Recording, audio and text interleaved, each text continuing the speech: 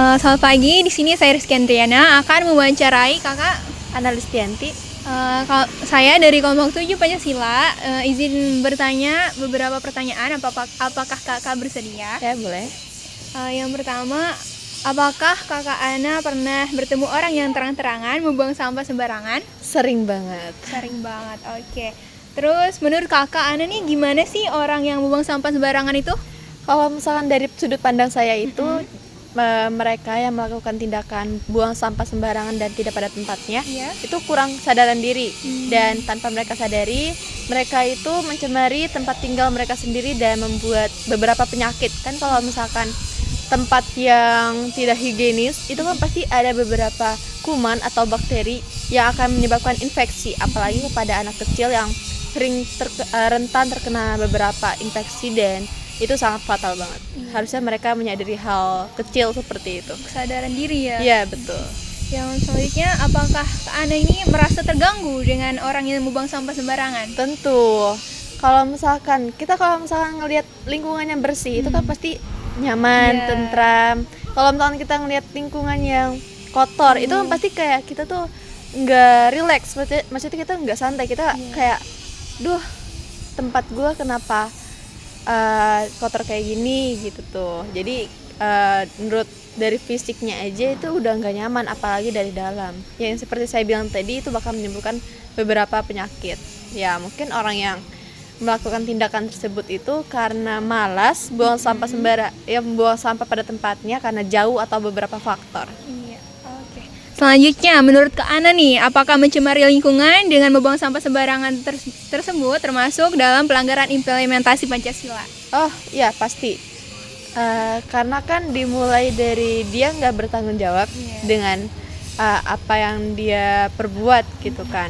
Dari walaupun membuang sepuntung bekas permen aja, itu kalau misalkan dibuang-buang terus, itu kan bakal menyumbat dan kotor juga kan kalau misalkan makin ditumpuk. Oke, selanjutnya nih, solusi apa yang kakak saranin buat menangani masalah lingkungan seperti membuang sampah sembarangan? Yang pertama, perlunya edukasi dari pihak seperti kepolisian ataupun pemerintah tentang pentingnya buang sampah pada tempatnya, karena itu kan manfaatnya buat diri sendiri dan tentu orang lain bisa merasakan. Terus yang kedua, kita sadari bahwa hal tersebut itu bisa berubah dengan kesadaran diri masing-masing. Jadi kalau misalkan yang tadi saya pertama itu bilang edukasi udah dijalani tapi kesadaran dirinya belum, itu sama aja. Jadi ya harus dari kesadaran dirinya aja. Maksimal ya. Terakhir nih, kata-kata buat orang yang masih membuang sampah sembarangan. Stop buang sampah sembarangan. Ayo lindungi diri dan orang lain. Oke, terima kasih Kak Ana. Kesimpulan dari kami adalah, berdasarkan hasil wawancara, sebagian masyarakat membuang sampah sembarangan karena kurangnya tempat sampah dan kesadaran akan dampaknya. Dengan meningkatkan fasilitas kebersihan serta edukasi lingkungan, diharapkan masyarakat dapat lebih disiplin dalam menjaga kebersihan. Dan mengurangi buang sampah sembarangan di pasar memerlukan kombinasi antara instruktur yang memadai, edukasi yang konsisten, dan penegakan aturan yang tegas. Dengan langkah-langkah tersebut, pasar dapat menjadi tempat yang lebih bersih, sehat, dan nyaman bagi semua orang.